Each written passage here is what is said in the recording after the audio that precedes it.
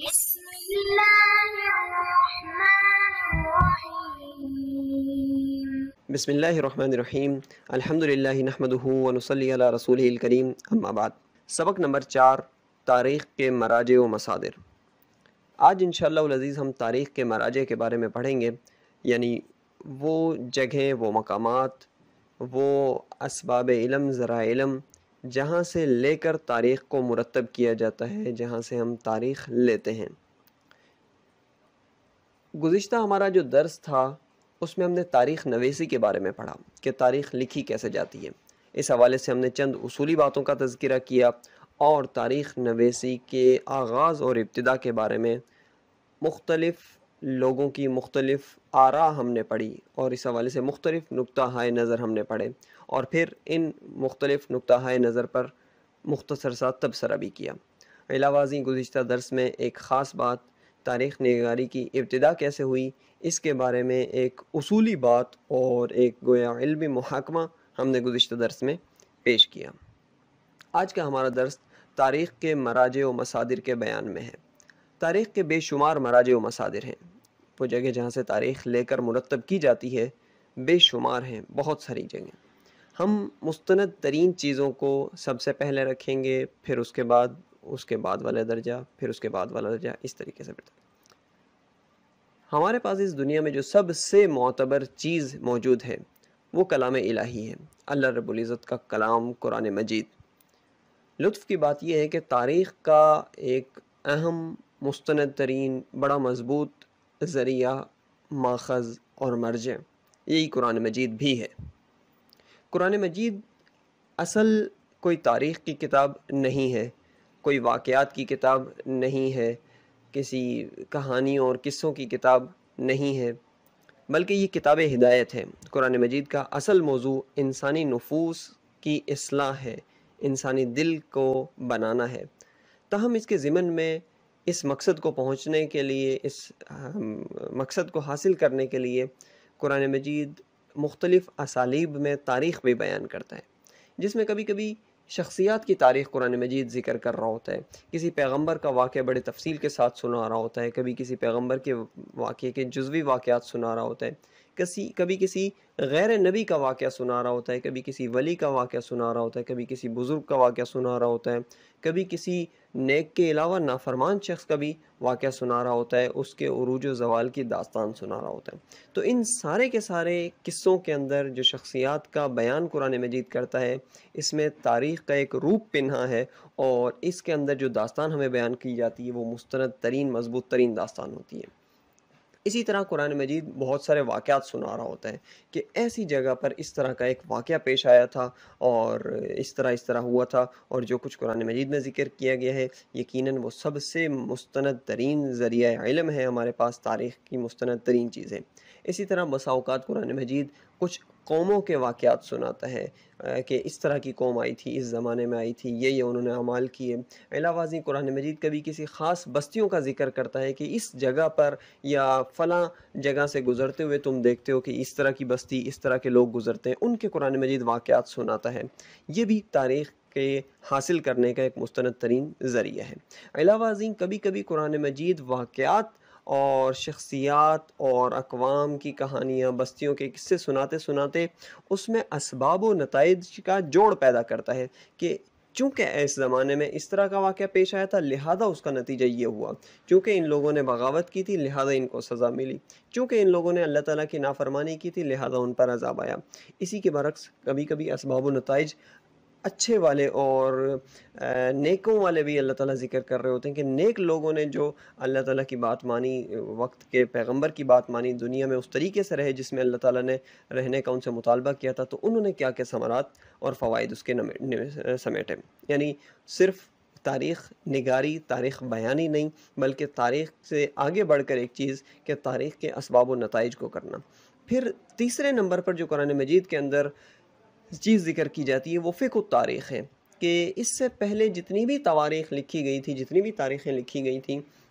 اس میں فقط واقعات نگاری ہوا کرتی تھی کہ ایسا ایسا ایسا اس زمانے میں ہوا، بس شروع ہوا واقعہ، ختم ہوا، کسی ولی کا ہو، کسی بزرگ کا ہو، کسی راہب کا ہو، کسی شخصیت کا ہو، کسی قوم کا ہو، کسی قبیلے کا ہو، کسی بستی کا ہو، اور یہ ختم ہو جاتا تھا۔ قرآن مجید نے تاریخ کو ایک نیا اسلوب دیا کہ فقہ تاریخ، کہ اس واقعے میں غور کرنا کہ واقعہ تو ہوا تھا لیکن اس کا پس منظر کیا تھا، اس کا اسباب کیا تھے، اس کے نتائج کیا مرتب ہوئے، اور یہ واقعہ کیوں ہوا اور کیسا ہونا چاہیے، اور بعد والوں کے لیے اس میں کیا دروس و عبر ہیں۔ ان ساری کی ساری چیزوں کو قرآن مجید جمع کرتا ہے۔ تو نہ صرف قرآن مجید تاریخ کا ایک مستند ترین ذریعہ اور ماخذ ہے، بلکہ اس کے ساتھ ساتھ قرآن مجید نے تاریخ کو کچھ نئے اسالیب سے، کچھ نئے طرز تاریخ سے، کچھ نئے تاریخ نویسی کے انداز سے بھی متعارف کرایا۔ تاریخ کا دوسرا اہم اور مستند ترین ماخذ جو سمجھا جاتا ہے، اس کو ہم یہاں پر بیان کریں گے، وہ ہے کتب احادیث، نبی علیہ الصلوۃ والسلام کے فرامین، نبی علیہ الصلوۃ والسلام کے اقوال، نبی علیہ الصلوۃ والسلام کی باتیں، یہ بھی تاریخ کا مستند ترین ذریعہ سمجھی جاتی ہیں۔ اور اس حوالے سے بھی اصولی بات وہی ہے جو قرآن مجید میں ہم نے ذکر کی کہ قرآن جیسے ایک اصل کتاب ہدایت تھا، ضمناً تاریخ کا موضوع بھی اس میں آتا ہے۔ اسی طریقے سے نبی علیہ الصلوۃ والسلام کی احادیث مبارکہ کا بھی اصل مقصد بندوں کو اللہ تعالیٰ سے جوڑنا اور ان کو آخرت کی یاد دہانی کرانا، دنیا میں رہنے کا اسلوب اور طریقہ سکھانا تھا۔ لیکن ان سارے کے سارے فرامین مقدسہ کے اندر جناب رسالت مآب صلی اللہ علیہ وسلم نے واقعات بھی ذکر کیے،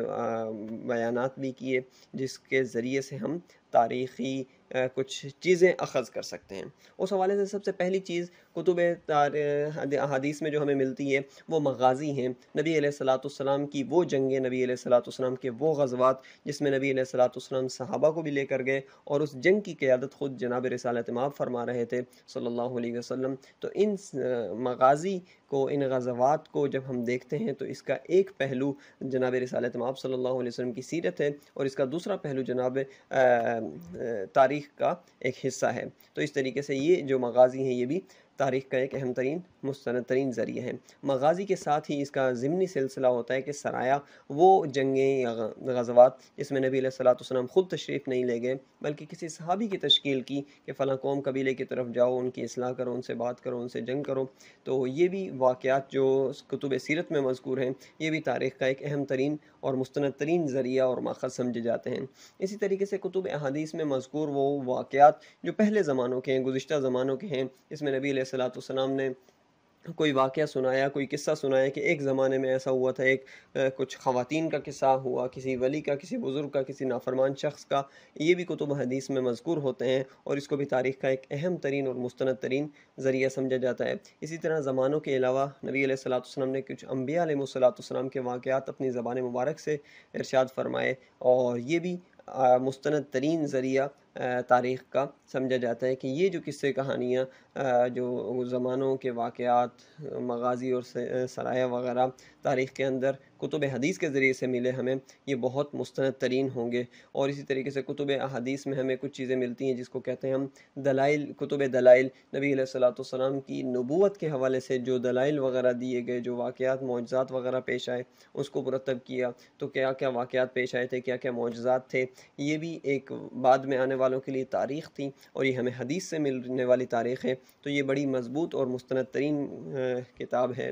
ذریعہ علم ہے۔ اسی طریقے سے ایک علم کا ماخذ ہے کتب شمائل، نبی علیہ الصلوۃ والسلام کے عادات، اطوار، صفات وغیرہ پر بات کی جاتی ہے، نبی علیہ السلام کے معجزات بھی اس میں ذکر کیے جاتے ہیں۔ یہ بھی ایک تاریخ کا اہم ترین اور مستند ترین ذریعہ ہے جو ہمیں احادیث مبارکہ سے ملا۔ پھر احادیث کی ایک منقح اور مرتب ترتیب دینا،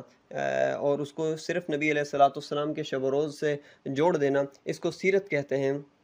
تو جو سیرت لکھی گئی یعنی نبی علیہ الصلوۃ والسلام کی ذات مبارکہ پر کام ہوا، وہ بھی تاریخ کا ایک ابتدائی حصہ قرار دیا جاتا ہے کہ جب ہم تاریخ اسلام کرتے ہیں تو ہم یا تو عربوں کے حالات سے شروع کرتے ہیں یا جناب رسالت مآب صلی اللہ علیہ وسلم کی حیات مبارکہ سے شروع کرتے ہیں۔ تو کتب سیرت بھی جو ہیں وہ تاریخ کتب حدیث سے ہمیں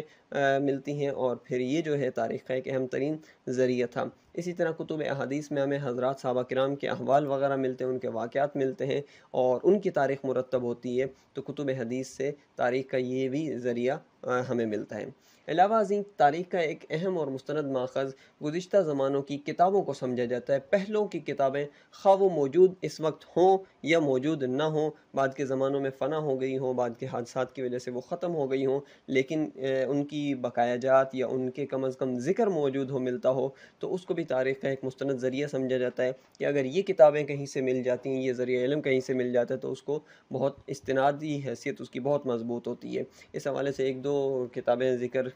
کر دی ہیں کہ خلافت راشدہ کے بعد، بنو امیہ کے بعد، کتاب عبید بن شریح یہ بڑی مشہور ہوئی تھی۔ حضرت امیر معاویہ رضی اللہ تعالیٰ عنہ نے یمن سے شخصیت کو بلایا تھا اور کہا تھا کہ آپ بڑے پچھلے زمانوں کے واقعات کو جانتے ہیں، ذرا اس حوالے سے مرتب کریں، تو انہوں نے اخبار الماضیین کے عنوان سے کتاب لکھی تھی۔ اسی طرح دوسرے ممالک نے، بادشاہوں نے جو کتابیں وغیرہ لکھوائی، جو اولین کتب تاریخ تھی، اس کو بھی تاریخ کا ایک اہم اور مستند ترین ذریعہ سمجھا جاتا ہے۔ اس کے بعد آ جاتا ہے تاریخ کا ایک اہم ذریعہ ماخذ یا ایک اہم ماخذ، وہ گزشتہ زمانوں کی غیر مطبوعہ تحریریں۔ غیر مطبوعہ تحریروں سے مراد یہ ہے کہ کچھ تحریریں وہ ہوتی ہیں جو چھپ جاتی ہیں، دستاویز ان کی بن جاتی ہے، کتابت ان کی ہو جاتی ہے اور عام ہو جاتی ہیں۔ کچھ ایسی ہوتی ہیں جو چھپتی اور عام تو نہیں ہوتی، لیکن اس زمانے میں وہ پیش آئی ہوتی ہیں، تو اگر وہ چیزیں کہیں سے مل جائیں تو اس میں جو ذکر ہوگی تاریخ، وہ بھی ایک بڑی اہم ترین اور بڑی مضبوط طریقے سے ملنے والی تاریخ ہوگی۔ اس میں مثال کے طور پر کیا ہو سکتا ہے، اس زمانے میں لکھے جانے والے خطوط، اس سے ہم اس زمانے کے احوال، لوگوں کا مزاج، لوگوں کا انداز گفتگو وغیرہ معلوم کر سکتے ہیں۔ اسی طریقے سے اس زمانوں میں ہونے والے معاہدات، اگر کچھ اس طرح کی دستاویز ہمیں مل جاتی ہے تو وہ بھی تاریخ کا ایک اہم ذریعہ سمجھی جاتی ہے۔ اس زمانے میں ہونے والی سفارتکاری جو مکتوب شکل میں ہو، تحریری شکل میں اگر ہم تک پہنچ جاتی ہے تو یہ بھی تاریخ کا ایک اہم ذریعہ ہے۔ اسی طریقے سے سرکاری یادداشتیں جو کسی دفتر وغیرہ میں، کسی پرانے خزینے میں ہمیں مل جائیں تو یہ بھی تاریخ کا ایک اہم ذریعہ ہوگی، جو اس زمانے کو سمجھنے کے لیے اور اس وقت کی تاریخ کو تک پہنچنے کے لیے ایک بہت اچھا ماخذ سمجھی جائیں گی۔ اس کے علاوہ آبادیات و عمرانیات، کہ اس زمانے میں جو آبادکاری کے سلسلے میں، شہروں کی بنانے کے اعتبار سے، بناوٹ کے حوالے سے، طرز تعمیر کے حوالے سے، لوگوں کے مزاج کے حوالے سے جو معلومات ہیں وہ ہمیں ان چیزوں سے ملے گی۔ اسی کے علاوہ واقعات اور قصص جو ہوں پچھلے زمانے میں کہ کسی نے اپنے پاس لکھ لیا، کسی نے یادداشت کوئی چھوڑ دی، تو اگر اس طرح کی کوئی چیز مل جاتی ہے تو اس کو بھی تاریخ کا ایک اہم ترین ذریعہ اور اہم ترین مرجع اور ماخذ سمجھا جائے گا۔ علاوہ ازیں تاریخ کا ایک اہم ذریعہ اسے سمجھا جاتا ہے جو ذرائع اطلاعات ہوں، کسی بھی طریقے سے آپ کو اطلاع مل جائے کہ اس زمانے میں اس طرح کے حالات پائے جاتے تھے، اس زمانے میں اس طرح کے واقعات ہوتے تھے۔ سوشل ذرائع اطلاعات جو بھی ہوں گے، یہ بھی تاریخ کا ایک اہم ترین ذریعہ سمجھا جائے گا۔